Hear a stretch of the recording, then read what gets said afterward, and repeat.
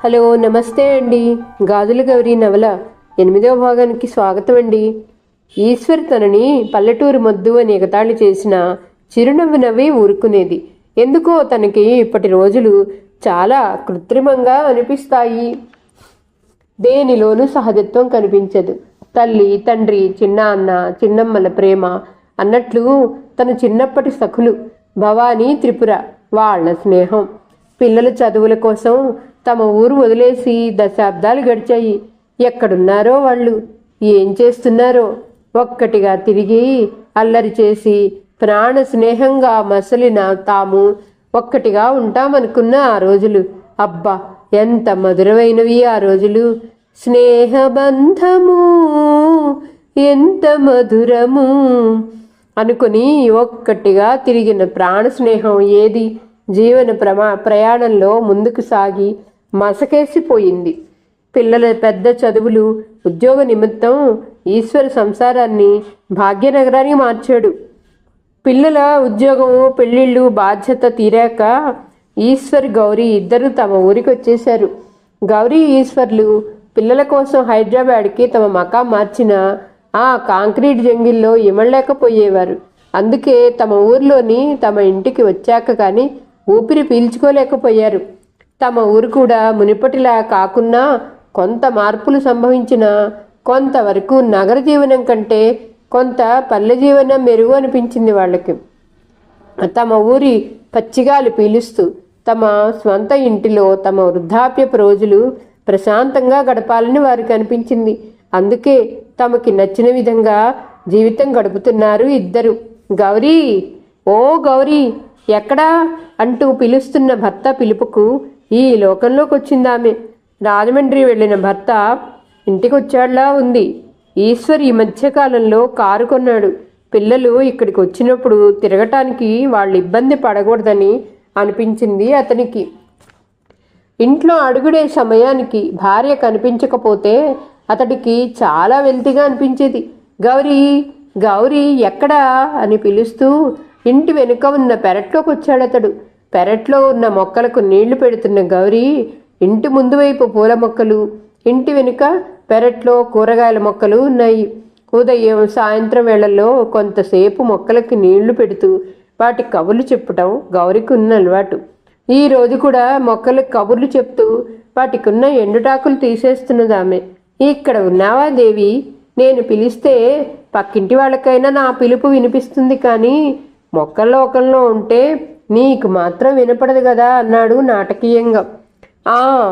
ఈ వయసులో కూడా మీరు పిలిస్తే పక్కింటి వాళ్ళు వస్తారనేనా స్వామి? నాకెంత వయసుని? ఏదో త్వరగా కళ్ళకి జోడు వచ్చింది కానీ అన్నాడు చిలిపిగా ఈశ్వర్. అవునవును, ఎంత వయసుని? ఇంకో 6 నెలల్లో 60 ఏళ్ళు వస్తాయి. కానీ ఏమిటో పాపం 40 ఏళ్లకే కళ్ళకి గ్లాసెస్ వచ్చి జుట్టుకు రంగేస్తున్నారు కానీ అన్నది గౌరీ ఎగతాళిగా. అబ్బాబ్బా, పెళ్లికి ముందు మీ ఆడవాళ్ళు ఏం ప్రేమ ఒలకపోస్తారో కానీ పిల్లలు పుట్టగానే ఆరిందవుతారు. అంతటితో ఆగుతారా అంటే వాళ్ళని పెంచేసరికి ఇక వయసు అయిపోయింది అనుకుంటారు. ఇక పిల్లల పెళ్ళిళ్ళు అయిపోతే జీవితమే అయిపోయినట్లు భావిస్తారు. చిరాకుగా అన్నాడు. నా బదులుగా మీరు నవయువకునిలా భావిస్తున్నారుగా, చాలదు. అయినా వయసు పెరిగే కొద్దీ పెద్దవాళ్ళం కాకుండా చిన్నవాళ్ళు అవుతామా? చిరునవ్వుతో అన్నదామె. అబ్బబ్బా, ఏదో సరదాగా అంటే ఇంత చదవాలా? అయినా ఏ వయసుకు ఆ వయసే ఫ్రెష్, తెలిసిందా అన్నాడతడు. సర్లే పదండి ఇంట్లోకి, నేను సరదాగానే అన్నాను అన్న గౌరీ మాటలకి ఏం బదులు ఇవ్వక భార్యతో కలిసి ఇంట్లోకి నడిచాడు. సంధ్యా సమయం అవుతుండటంతో, దేవుని వద్ద సంధ్యాదీపం వెలిగించే సమయం అవటంతో స్నానానికి వెళ్ళింది గౌరీ. ఈశ్వర్ తన ల్యాప్టాప్లో తనకి సంబంధించిన వ్యాపార వ్యవహారాలు చూసుకోవటంలో మునిగిపోయాడు. కొంత సమయం గడిచిన తర్వాత దేవుని వద్ద సంధ్యాదీపం వెలిగించి స్వామి పూజ చేసి అనంతరం భర్తకి తనకి కాఫీ కలిపి తీసుకొని భర్త వద్దకు వచ్చింది. ఈశ్వరి లోకంతో సంబంధం లేనట్లుగా తన పనిలో మునిగున్నాడు. సంవత్సరం క్రితం విఆర్ఎస్ తీసుకున్నాడు. ఉద్యోగ విరమణ తర్వాత ఇద్దరు స్నేహితులతో కలిసి బిజినెస్ చేస్తున్నాడు అతడు. ఇన్ని సంవత్సరాలు కష్టపడ్డారు. ఇకనైనా విశ్రాంతి తీసుకోమని పిల్లలు గౌరీ చెప్తే, ఏ మనిషైనా శరీరంలో కష్టించే శక్తి ఉన్నంత వరకు విశ్రాంతిగా ఉండకూడదని, శరీరంలో శక్తి ఉన్నప్పుడు తీసుకునే విశ్రాంతి వల్ల సోమరితనం వస్తుందని, మనిషికి విశ్రాంతి మరణమే అని అనేవాడు. అతడి మాటలు నిజమే అనిపించేవి గౌరికి, వాళ్ళ పిల్లలకి. ఏమండి, కాఫీ అన్న భార్య పిలుపుకి కొంచెంసేపు ఉండు అన్నట్లు సైగ చేశాడు కళ్ళతోనే. గౌరీ ఏం మాట్లాడక కాఫీ ట్రే టీపాయ్ మీద పెట్టి మౌనంగా సోఫాలో కూర్చుంది. దీక్షగా ల్యాప్టాప్లోకి చూస్తూ వర్క్ చేస్తున్న అతన్ని చూస్తుంది. ప్రపంచంతో సంబంధం లేనట్టు పనిలో లీనమైన ఈశ్వర్ని చూస్తుంటే భర్త చెప్పిన మాట చాలా నిజం అనిపించింది. మనిషి ఎప్పుడూ ఏదో పనిలో ఉంటే మెదడు శరీరం రెండూ చురుగ్గా ఉంటాయి అని భర్తను చూస్తే అనిపించింది. 10 నిమిషాల అనంతరం పని ముగించి ల్యాప్టాప్ మూసేసి దీర్ఘంగా ఊపిరి పీలుస్తూ ఈ లోకంలోకి వచ్చిన ఈశ్వరికి తననే తదేకంగా చూస్తున్న భార్య కనిపించింది. ఎదురుగా టీపాయ్ మీద ట్రేలో చల్లారిన కాఫీ కనిపించాయి. అరే, నీవు కూడా కాఫీ తాగలేదా? నేను వర్క్లో ఉన్నాను కదా, నీవు కూడా కాఫీ తాగకుండా నన్నే చూస్తూ కూర్చున్నావేంటి అన్నాడు.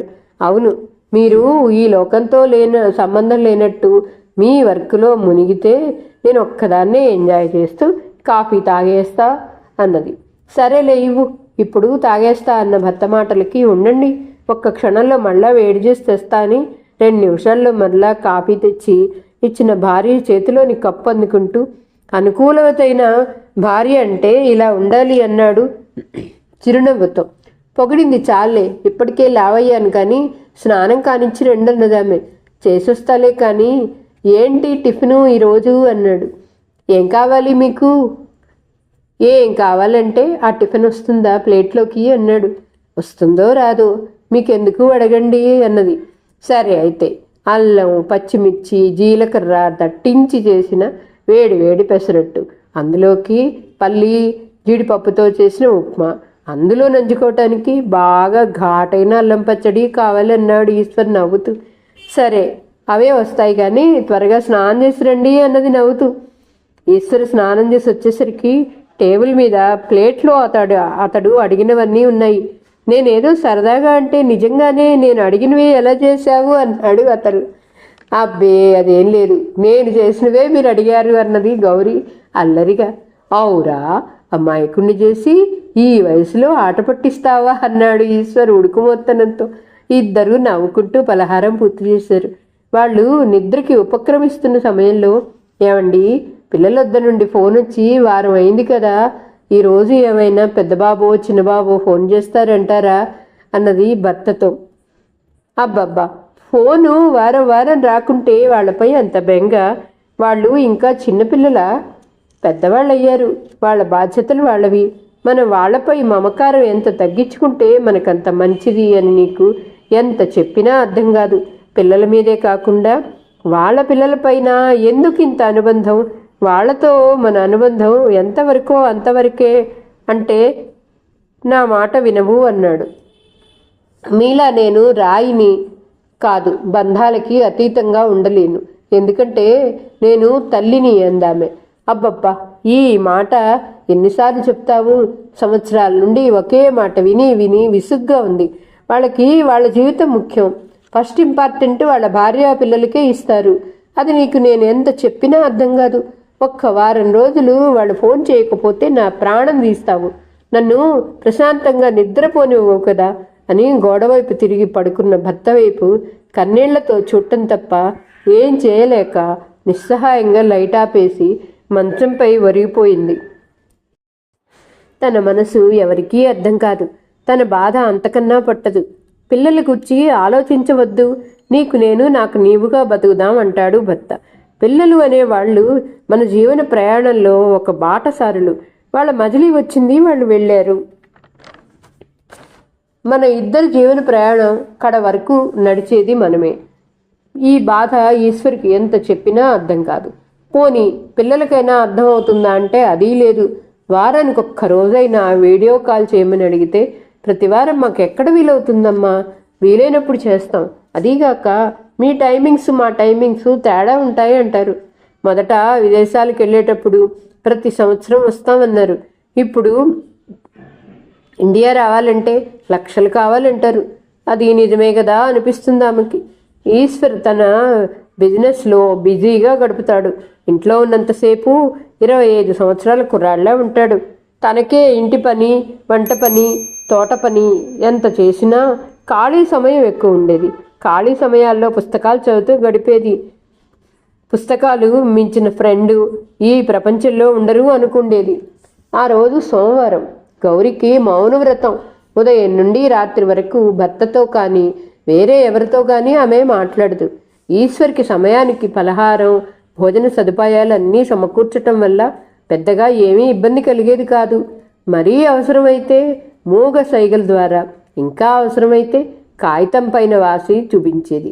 దీనివల్ల గౌరికి ఎక్కువ ఇబ్బంది లేకున్నా ఈశ్వర్కి మాత్రం చాలా విసుగ్గా నరకంగా ఉండేది. సోమవారం వస్తుందంటే చాలు, అబ్బా ఇంకా ఈ రోజుల్లో కూడా మౌనవ్రతాలు మూసివాయనాలు ఏమిటి గౌరీ అని ఆదివారం రాత్రే గౌరిని చాలా సతాయించేవాడు. అలా తాను ఆమెను సతాయిస్తే సోమవారం మౌనవ్రతం మానేస్తుంది అనుకున్నాడు. కానీ గౌరీ మౌనవ్రతం మానేయలేదు సరికదా. వారానికి ఒక రోజు మనిషి మాట్లాడకుండా ఉంటే స్వరపేటిక ఎంత ఆరోగ్యంగా ఉంటుందో తెలుసా? కాబట్టి మీరు కూడా మౌనవ్రతం వారానికి ఒక్కరోజు పాటించండి. ఇద్దరం సోమవారం మౌనవ్రతం ఆచరిస్తే ఇబ్బంది కనుక మీరు మంగళవారం మౌనవ్రతం ఆచరించండి అనే గౌరీ మాటలకి ఈశ్వర్ కోపం నసడానికి ఎక్కేది. మహాతల్లి, బుద్ధి లేక నిన్ను మౌనవ్రతం మానమని చెప్పాను. నీవు చేస్తున్న మౌనవ్రతంలో నీ స్వరపేటిక కాపాడుకో, చాలు, నా జోలికి రాకు అని రెండు చేతులు జోడించి నమస్కరించిన భర్తను చూసి పెద్దగా నవ్వేదాన్ని. దాంతో సోమవార మౌనవ్రతం గౌరికి నిర్విఘ్నంగా సాగేది. ఈశ్వర్ కూడా గౌరిని సతాయించడం మానేశాడు. ఎక్కడ ఆమెను మౌనవ్రతం మానేయమంటే తనను కూడా మౌనవ్రతం చేయమంటుందోనని భయం పట్టుకుంది అతడికి. సరే, ప్రస్తుతానికి వచ్చేద్దాం. నిన్నటి రాత్రి పిల్లల విషయమై భార్యాభర్తల మధ్య భేదాభిప్రాయాలు రావటం వలన మౌనంగా గౌరీ ఇంటి పనులు చేయసాగింది. ఈశ్వర్కి మనసులో ఉన్న మాట గట్టిగా అనేయటం అలవాటు. అలాగే గౌరిపై చాలాసార్లు అరిచేసి కొద్దిసేపటికే గౌరిని ప్రసన్నం చేసుకోవటానికి నానా పాటలు పడేవాడు. ఈశ్వర్ మాటలకి గౌరీ పైకి ఈశ్వర్ని ఏమీ అనుకున్నా మనసులో బాధపడుతూ అతడి అవసరాలు చూసేది. కానీ అతడితో ఒక్క మాట కూడా మాట్లాడేది కాదు. తాను అన్న మాటలు తను వెంటనే మర్చిపోతాడు. కానీ గౌరి మాత్రం అంత త్వరగా మర్చిపోదని వాళ్ళ పెళ్ళైన కొద్ది కాలానికే అర్థమైంది అతడికి. ఈరోజు సోమవారం తనకు నరకంలా గడిచేది. తను ఏమన్నా మనసులో పెట్టుకొని 4 రోజులు తన ప్రాణం తీసేది గౌరీ. నిన్న రాత్రి పిల్లల విషయంలో కొంచెం ఎక్కువగానే కోపం ప్రదర్శించాడు. ఈరోజు ఎలా గడుస్తుందో ఏమో అనుకున్నాడతడు ఆలోచనగా. అతడు భావించినట్లే గౌరీ కనీసం భర్త వైపు కన్నెత్తైనా చూడలేదు. ఈశ్వర్కి కూడా గౌరిపై బాగా కోపం వచ్చింది. ఎందుకని భార్య తన మాటలు అర్థం చేసుకోదు? ఎంతసేపు పిల్లలు, వారి పిల్లలు. ఒక్క వారం వాళ్ళ వద్ద నుంచి ఫోన్ రాకపోతే పిల్లలు ఎందుకనండి ఈరోజు ఫోన్ చేయలేదు, ఈరోజు ఫోన్ చేయకుండా మరలా వారం రోజుల వరకు మరలా వాళ్ళ ఫోన్ కోసం ఎదురు చూడాలి అని తన ప్రాణం తోడేసేది. తాను ఏమైనా విసుగు చెందితే ఇక ఆ రోజంతా క్షణం కన్నీళ్లు తుడుచుకుంటూ గడిపేది. అది చాలదన్నట్టు నేను తల్లిని, తోటకూర కట్టని అని లెక్చర్ ఇచ్చేది. పోని ఆ పిల్లలకు తల్లి తమ ఫోన్ కోసం ఎదురు చూస్తుంది కదా, కాసేపు తల్లితో మాట్లాడదాం అనుకోరు సరికదా. వాళ్ళు మరలా ఫోన్ చేసినప్పుడు ప్రతివారం ఫోన్ చేయండి తల్లి అని తల్లి అంటే మాకు ఎన్నో పనులు వీలైనప్పుడు చేస్తున్నాం కదా అమ్మా అనేవాళ్ళు. వాళ్ళు ఇంకా అడ్డాల్లో బిడ్డలు అనుకుంటుంది. గడ్డాలొచ్చి వాళ్ళు కూడా బిడ్డల తండ్రులు అయ్యారు అనుకోదు. ఎందుకని అనుకున్నాడు ఈశ్వర్. అతడు ఈ ఆలోచనలో ఉండగానే తెల్లారింది. అమ్మయ్య, ఈరోజు మంగళవారం, గౌరీ మౌనవ్రతం నిన్న కనుక ఈరోజు తాను లేచేసరికి వేడి కాఫీతో గుడ్ మార్నింగ్ చెప్పి కాఫీ కప్పు చేతికి అందిస్తుంది అని తానెంత చెప్పినా పిల్లల గురించి అడుగుతుంటే మొన్నటి రోజు కాస్త ఎక్కువగానే విసుక్కున్నాడు. అందుకే నిన్న సోమవారం గౌరీ మౌనవ్రతం అయినా సైగలతో కూడా తనతో మాట్లాడలేదు. మొన్నటి తన పైగల కోపం మరిచి కాఫీ తెస్తుంది అని అనుకుంటూ నిద్ర మెలకు వచ్చినా లేవకుండా మంచంపైనే దొర్లసాగాడు. ఉదయం 7 గంటలు అవుతుంది. గౌరి 5 గంటలకే లేచి ఈ సమయానికి పూజ కూడా ముగించుంటుంది. మరి ఎందుకని ఇంకా తనకు కాఫీ తీసుకురాలేదు? ఇంకా మంచంపై పడుకోలేక ఈశ్వర్ యువతలకు వచ్చేశాడు. అక్కడ వంట ఇంట్లో గౌరి ఉదయం చేయవలసిన పలహారానికి కావలసిన ఏర్పాట్లు చేసుకుంటుంది. భర్త వంటింట్లోకి రావటం చూసి కాఫీ కప్పు తెచ్చి అక్కడున్న డైనింగ్ టేబుల్పై ఉంచి తీసుకోమని కళ్ళతోనే సైగ చేసి వెళ్ళపోతున్న గౌరి చెయ్యి పట్టుకున్నాడతడు. ఏంటి దేవి, ఇంకా కోపగృహంలోనే ఉన్నావా? నిజగృహంలోకి ప్రవేశించవా? ఈ భక్తుని అనుగ్రహించవా అన్నాడు నాటకీయంగా.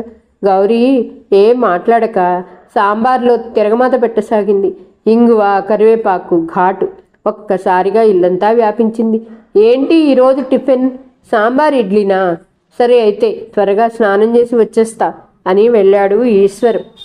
భర్త వెళ్ళిన వైపు కోరగా చూసి కోపం వస్తే ఇష్టం వచ్చినట్టు మాట్లాడేది ఆయనే. మరలా తెల్లారగానే దేవి సావి అంటూ ములగ చెట్టు ఎక్కించేది ఆయనే. ఒళ్ళు తెలియన కోపం ఏమిటో, అంతలోనే ఈ ములగ చెట్టు ఎక్కించటం ఏమిటో పెళ్ళై ఇన్నేళ్లైనా గౌరికి అర్థం కాలేదు. ఆమె ఇలా ఆలోచిస్తూనే వేడి వేడి ఇడ్లీ, సాంబారు, నెయ్యి, కారప్పొడి డైనింగ్ టేబుల్పై సర్దింది. త్వరగా టిఫిన్ పెట్టేయి, తినేసి బయటికి వెళ్ళాలి అంటూ డ్రెస్అప్ అయి వంట ఇంట్లోకి వచ్చాడు ఈశ్వర్. నీట్గా తయారై వచ్చిన భర్తకేసి చూసింది. స్నఫ్ కలర్ ప్యాంటు వేసి full hand white shirt tuck చేశాడు. త్వరలో 60 సంవత్సరాలు రాబోతున్నా అతడిని చూస్తే ఎవరికైనా కనీసం 50 సంవత్సరాలు కూడా ఉండవేమో అనిపిస్తుంది. గౌరికి వయసు రీత్యా కొంచెం ఒళ్ళు వచ్చిన మాట నిజమే, కానీ ఈశ్వర్కి నడివేసి దాటుతున్నా పెద్దగా ఒళ్ళు రాలేదు. కారణం ప్రతిరోజు అతడు చేసే వ్యాయామం, అతడి అలవాట్లు, అన్నిటికీ మించి దేన్నైనా తేలికగా తీసుకొని ఎప్పుడూ నవ్వుతూ ఉండే అతడి మనస్తత్వం. ఏంటి దేవి పరధ్యాస? టిఫిన్ పెట్టకుండా కన్నార్పక నన్నే చూస్తూ నాకు దిష్టి పెడుతున్నావు అన్నాడు ఈశ్వర్ గౌరి బుగ్గపై చిటిక వేస్తూ. అన్నట్లు చెప్పటం మర్చాను, పని మీద రాజమండ్రి వెళ్తున్నా, రాత్రికి వస్తా, నీకు గాజులు తెస్తాను. ఏ రంగులు ఎన్ని తీసుకురాను, ఏ రంగులు కావాలో నా ఫోన్కి మెసేజ్ పెట్టు. ఏవో ఒకటి మీకు నచ్చినవి తీసుకురమ్మని మాత్రం అనొద్దు. తీరా నచ్చనివి తెస్తే ఈ గాజులు నా చీరలకి మ్యాచ్ కావు అంటూ గోంగూర కబుర్లు చెప్పొద్దన్నాడు అతడు. ఇద్దరూ టిఫిన్ తినటం పూర్తవగానే గాజులు మెసేజ్ పెట్టు మర్చిపోకు అని మరొకసారి చెప్పి వెళ్తున్న భర్తకేసి సరేనని తల ఊపింది గౌరి. తనకు మొదట్లో ఉన్న గాజుల పిచ్చి కాలేజీ చేరాక తగ్గిపోయింది. నిండు రంగు గాజులు మానేసి లేత రంగు గాజులు వేసేది. కానీ ఈశ్వర్తో తనకు పెళ్ళయ్యాక అతడికి నిండు రంగు ఇష్టం కనుక భర్తకి ఇష్టమైన నిండు రంగు చీరలు, గాజులు ధరించేది. ఎప్పుడూ మంచి చీరలు కట్టుకొని చేతిలో నిండుగా గాజులు వేసుకుని లక్ష్మిలా కళకళలాడాలి అనేవాడు అతడు. గౌరి కూడా ఎన్ని సమస్యలు చికాకులు ఉన్నా భర్తకి నచ్చినట్లుగా తయారయ్యేది. బెడ్రూమ్లోకి వెళ్ళి గాజులున్న కబ్బోర్డు తెచ్చింది. కబ్బోర్డు గౌరి గాజులు పెట్టుకోవడానికి చేయించాడు ఈశ్వర్. కబ్బోర్డ్లో భర్త ఆగ్రా నుండి తెచ్చిన గాజులు పెట్టా. కొడుకు కూతురు తెచ్చిచ్చిన ముఖమ్మల అద్దాలతో తయారైన రకరకాల గాజులు దాచుకునే 5-6 పెట్టెలు ఉన్నాయి. వాటి నిండా అరల్లో రకరకాల గాజులు, రాళ్లవి, ముత్యాలవి, థ్రెడ్తో చేసినవి, మెటల్తో చేసినవి, ఎన్నెన్నో రకరకాల గాజులున్నాయి.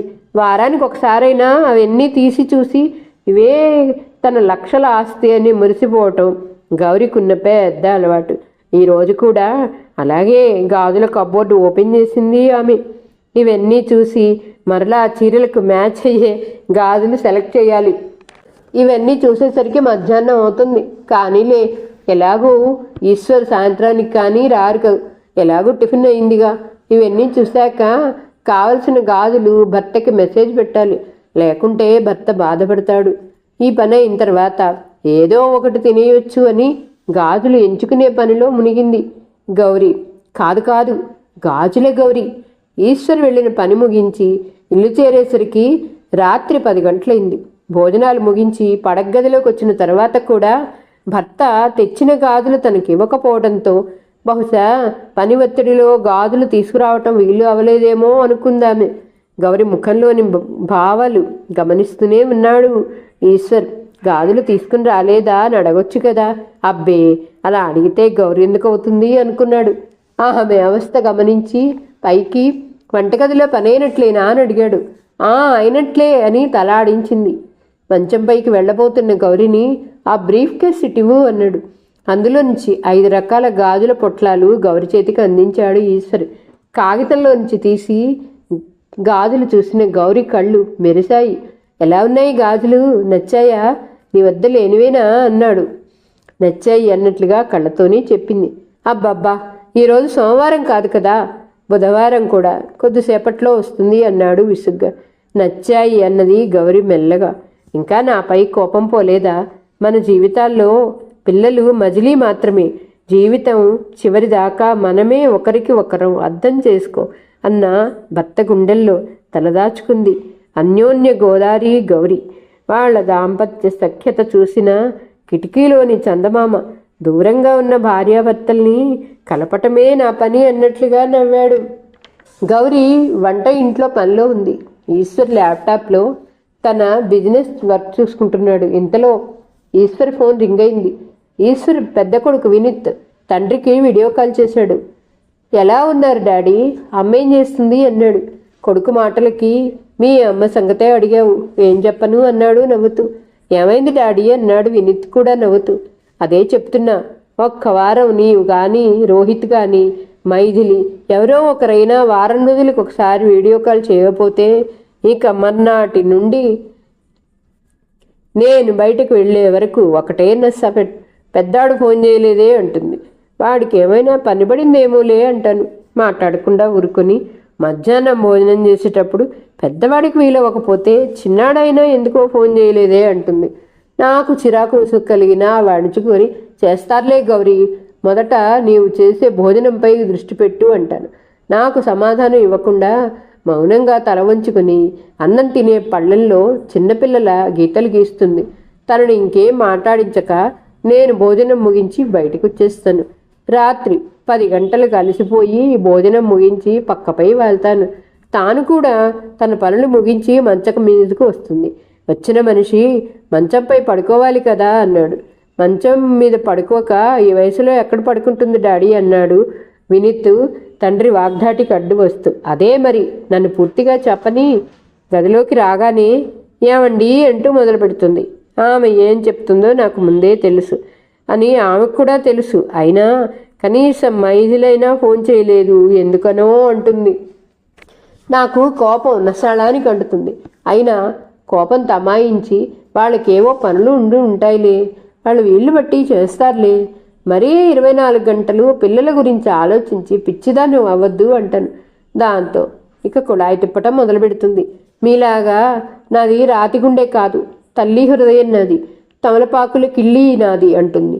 అంతటితో ఆగక మీకు రోజు రోజుకి పిల్లలపై ప్రేమ పూర్తిగా తగ్గింది అంటుంది.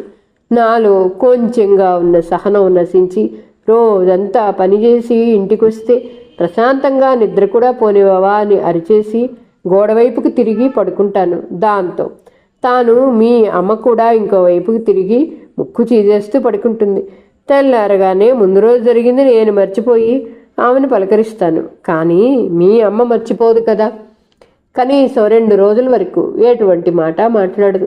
నాకు కావలసినవన్నీ టైంకి అమర్చి పెడుతుంది. కానీ నాతో ఏం మాట్లాడదు. సోమవారం మౌనవ్రతం ఎలాగూ ఉంటుంది. పగవాడికి కూడా ఈ అవస్థ రాకూడదనిపిస్తుంది. ఆమెని మామూలుగా వారం రోజుల్లో 4 రోజులు ఉంటుంది ఈ రకంగా అన్నాడు ఈశ్వర్. తండ్రి మాటలకి ఈసారి వినీత్ నవ్వలేరు.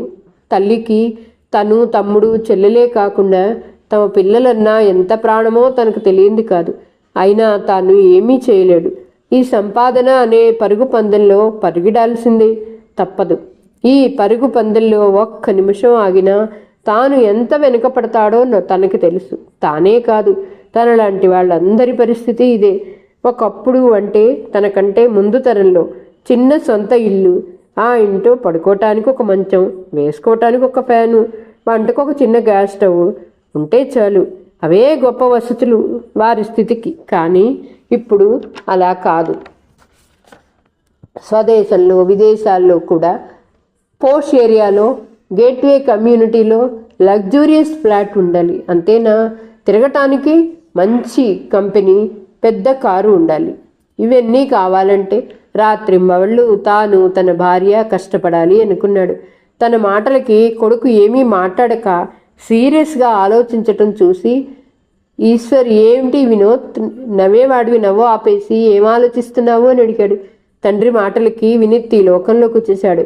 అబ్బే ఏం లేదు నాన్న, అమ్మకి మీకు ఒక ముఖ్యమైన విషయం చెప్పాలి, ఆమెను పిలవండి అన్నాడు. సరే ఉండు. వంటగది వద్దకు వచ్చి, గౌరీ, వినీత్ వీడియో కాల్ చేశాడు, త్వరగా రా అని పిలిచి మరలా హాల్లోకి వెళ్ళి, చెప్పాను వస్తుంది మీ అమ్మ అన్నాడు. ఈ రోజు కథ ఇంతటితో సమాప్తమండి. మరలా తర్వాయి భాగంతో కలుద్దాం. నా కథ మీకు నచ్చితే please like, share, subscribe and comment. ఉంటానండి. పద్మావతి చావలి.